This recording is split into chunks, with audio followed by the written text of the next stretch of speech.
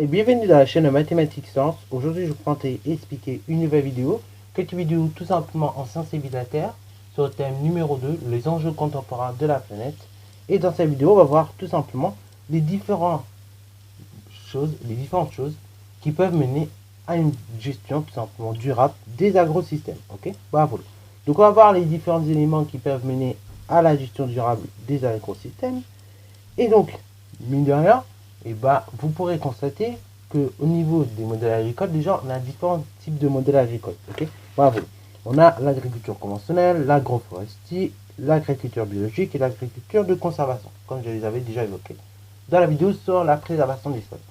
Et donc, au niveau de toutes ces agricultures, je vais y arriver, vous pouvez constater vous-même dans le tableau que j'ai fait moi-même à la main, vous pouvez constater qu'au niveau des points positifs et des points négatifs, on n'a pas exactement les mêmes points. Ok, bravo. L'agriculture conventionnelle, par exemple, va favoriser le rendement et le fait qu'on ait à faire qu'à une seule culture. Ok, bravo. En revanche, par contre, les points négatifs, c'est l'érosion, la faible biodiversité, l'augmentation également des risques de pollution, mine de rien. Ok, bravo. Et au niveau des émissions de gaz à effet de serre, pareil, c'est pas top non plus. C'est-à-dire qu'il y a de très fortes émissions de gaz à effet de serre, logiquement, avec cette méthode d'agriculture conventionnelle. Ok, bravo. Au niveau maintenant de l'agroforesterie, là, on relève plutôt les points positifs. C'est-à-dire qu'en fait, le carbone est stocké dans les sols sous différentes formes. Ok, bravo. La biomasse est produite en très grande quantité, ok, notamment par l'utilisation d'arbres. Et au niveau de la biodiversité, vous avez beaucoup de biodiversité qui est créée.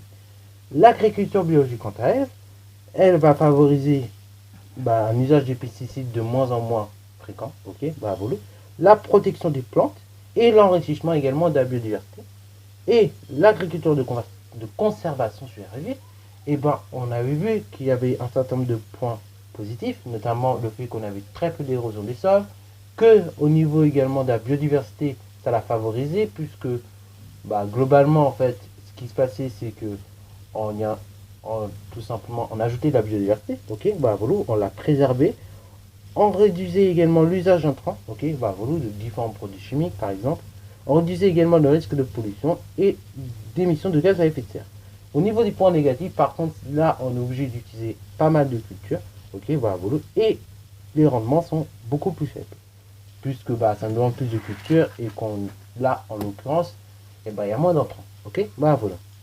Et donc, vous voyez, au niveau des modèles agricoles, on peut constater que d'un modèle à l'autre, au niveau des impacts sur l'environnement, du rendement ou encore de la biodiversité, vous pouvez constater que tout simplement, les impacts sont divergents. Okay, les impacts sont plus ou moins grands. Okay, bravo. Le meilleur, là, dans le cas que je vais présenter, ce serait peut-être l'agroforesterie. Mais après, tout dépend vraiment du terrain que l'on a et de quelle région on est. Okay, bravo. Par exemple, dans certaines régions, l'agriculture conventionnelle, c'est la meilleure. Ok, bravo. C'est la plus judicieuse en tout cas. L'agriculture biologique, c'est peut-être un peu judicieuse, vous voyez. Et selon les différents modèles que vous voyez là, au niveau des impacts que ça peut avoir sur l'environnement, il va être plus ou moins grand. La gestion durable, mine de rien, des agrosystèmes va consister en fait à s'assurer que les besoins de l'humanité sont assurés, ok, mais ce tout en limitant l'émission de gaz à effet de serre et les impacts sur l'environnement, ok, Cette gestion durable des agrosystèmes, elle s'appuie pas sur n'importe quoi, elle s'appuie notamment sur des connaissances, donc des connaissances scientifiques qu'on a sur différentes techniques et sur les techniques justement qui sont de plus en plus modernes, notamment en agronomie ou encore en écologie, ok, voilà, et donc vous voyez que mine de rien, au niveau des impacts que ça peut avoir sur l'environnement, ça va être très très divergent, ok. Alors bien évidemment, au niveau de la biodiversité, pour la restaurer, on peut faire diverses choses, notamment installer des haies, ok, qui va favoriser la diversité des espèces également, et donc jouer des rôles écologiques assez variés. Également donc réduire, comme je l'ai dit, la production, l'utilisation d'intrants ou de pesticides ou autres, ok, Donc vraiment, toutes ces mesures-là vont permettre comme ça d'avoir une gestion de plus en plus correcte, de plus en plus durable des agrosystèmes. Ok, Donc sur ce, c'est la fin de cette vidéo. J'espère qu'elle t'a plu.